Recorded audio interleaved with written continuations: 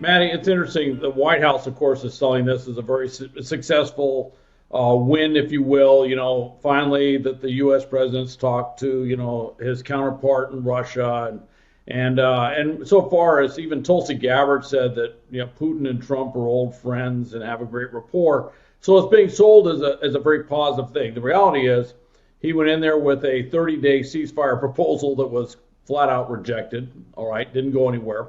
What came out of it, and it sounds like this was kind of pre-negotiated, was a thing on energy infrastructure.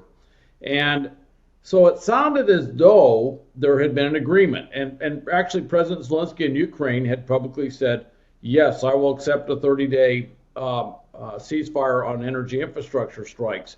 So it sounded like there was some sort of partial victory. With that said, there was a massive drone and missile strike by Russia last night on Ukraine, and it appears to have, of course, hit energy infrastructure. So whatever agreement was there, certainly in practice, is not being abided by. But there's also a little bit of a difference in terms.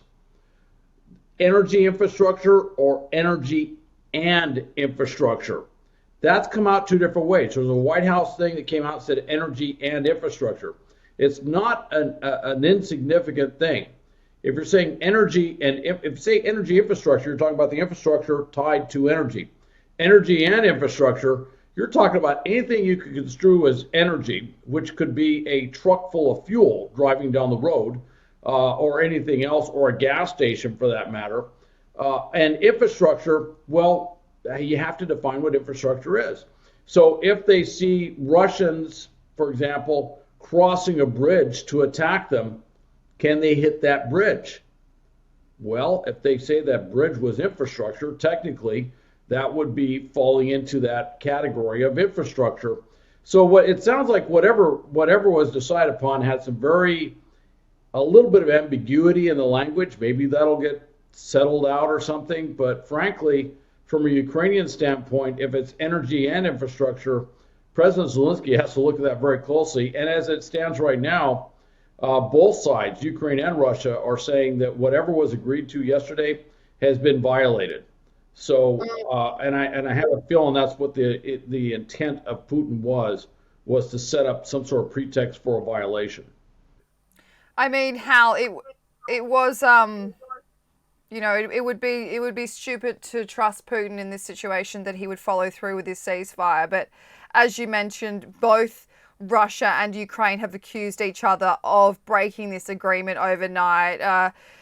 Dmitry Peskov, he said that Ukraine didn't respect the pause and they tried to hit Russia's energy infrastructure, while Zelensky said Putin ordered 150 drone strikes targeting energy infrastructure, transport, and 2 hospitals. So he said, in other words, Putin's words are very much at odds with reality. So what was your response to this? Was it expected that Putin wouldn't, I mean, both of them apparently didn't adhere to the rules, but was it expected? I think look. If Peskov is saying something, I'm first inclined to believe the exact opposite of whatever he's saying. That's just Peskov, all right. And actually, when you were talking about trust Putin, you could have stopped right there. I don't know that you can ever really trust Putin per se, but I think Ukraine was trying to abide by this. Ukraine has a lot of reasons to. If you look at motivation, Ukraine has a lot of reasons to try and abide by some sort of ceasefire on energy infrastructure. They want to keep that U.S. aid coming in. They want to keep the U.S. intelligence sharing on track. So they have a lot of reasons to do it. The Russians simply disregard it. I think what's happening right now is Putin is testing President Trump. He's basically saying, yeah. Now, first off, I should say one thing. Putin consistently has said, we agree to a ceasefire in principle. And when you travel around the world, and I know you're from the Pacific region, if you're negotiating with Japanese and they say, we will try, that's another way of them saying it's probably not going to happen. All right. If you're in the Middle East and you ask them to do something and they say inshallah, it sounds great, but the reality is it's a very polite way of saying it's probably not going to come about. All right. And when the Russians agree in principle, that's pretty much what they're saying is they don't agree with you, but they don't want to come out right out and say they disagree with you. So they're not agreeing to it. And right now, the challenge is Russia has a tactical innovation on the battlefield that they just used to success in Kursk. which is these fiber optic controlled first-person view drones. They've been using that. They pushed back the Ukrainians after months of the Ukrainians holding the lines. The Ukrainians had to withdraw their forces and pull south. So right now he's kind of filling the wind in his sails. He's marketing that, if you will, if I could use that language, to talk about how successful he is and everything. And frankly, he does kind of live in his own sort of bubble, if you will, in terms of what he believes. He doesn't, there's not a lot of outside inputs, despite the fact he's a former intelligence officer. He kind of believes his own propaganda sometimes. So, but Hal, is Putin stringing Trump along right now, because he's giving him an inch. He says that he wants peace. He says he will think about a ceasefire. He says he'll think about negotiation. He says he will do whatever, and then he'll enter these conversations with Steve Witkoff. He'll enter a conversation with Putin. He'll take something back. He'll ask him to get Ukraine to concede something, won't offer up any concessions of his own. But at this stage, we're 2 months into this administration. Obviously, Donald Trump optimistically thought he would get this done in 24 hours. No analyst, no anyone in intelligence, no expert believed that would happen. But 2 months later, it honestly feels like Putin is stringing Donald Trump along. I think you're absolutely right. I think he is kind of stringing him along. In all fairness, Donald Trump and the Trump administration, they're in a difficult situation politically because he did campaign on ending this war.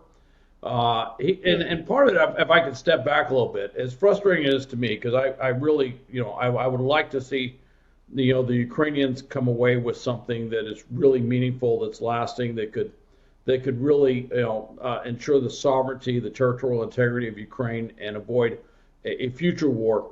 With all of that said, I don't know that Putin is ready to end the war, and there's another reason why.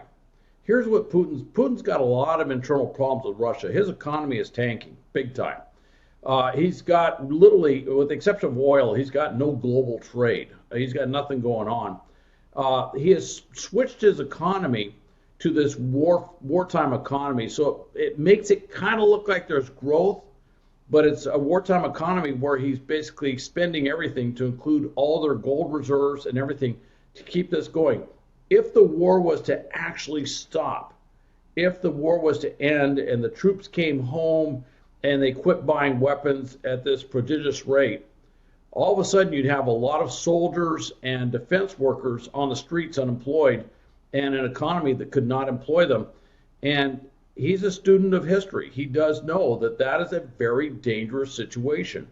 He's got so many other problems there that could literally be that proverbial straw, if you will, that breaks the camel's back of the regime, and that people will be discontented. If he can't support the Russian economy, can't support the Russian population, that'll happen. And he's also disproportionately pulled troops and of course incurred casualties in minority areas, places away from Moscow and St. Petersburg. So he's already frayed the fringe of whatever the Russian Empire is, if you will. So he's got a big problem there. It's like he wants to end it, but does he really want to end it?